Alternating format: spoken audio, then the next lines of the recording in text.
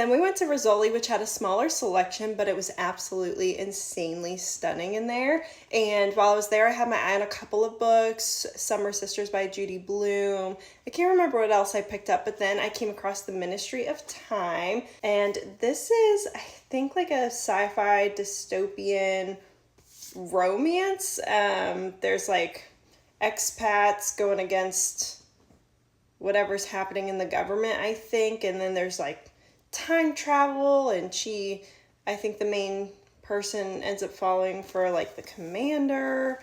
But I don't know, I've heard a lot of great things about this book. The paperback is now out since it's been out for a little bit of time, and again, my husband picked between this and Summer Sisters, and this is gonna be the one. And last but certainly not least, we went to the Ripped Bodice in Brooklyn, where I got two books again. But the atmosphere begs, the environment wants you to buy. The environment wants you to spend some money while you're there. I could have spent so much time in there. Even my husband, who does not read romance books, loved the environment. It was like comfortable and cozy, but there was enough room for everybody. But yeah, I got two books. I got By a Thread by Lucy Score. I've not yet read a Lucy Score book yet, but I know she writes some thick romance books. But this book is so nostalgic of a time where I first started going to Barnes & Noble and buying romance books rather than reading them on Apple Books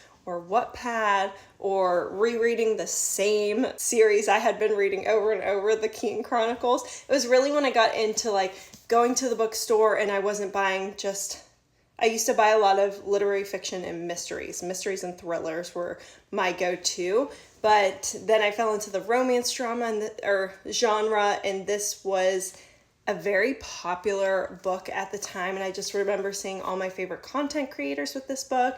I remember seeing content creators in the Ripped Bodice with this book. So this book is just so nostalgic of the beginning of my romance and book talk and booktube journey. And so I just wanted to finally pick it up, and no better place to do that than the Ripped Bodice. So I grabbed this. It's like a grumpy sunshine romance. But then I also saw they had some Mariana Zapata books. I have yet to read one of her books either, and she's a very popular romance author who writes, she's known really for her slow burn romances. So I got Wait For It by Mariana Zapata. I just really loved the cover. It went with the pink theme that we were having for the day. And I really don't know what it's about.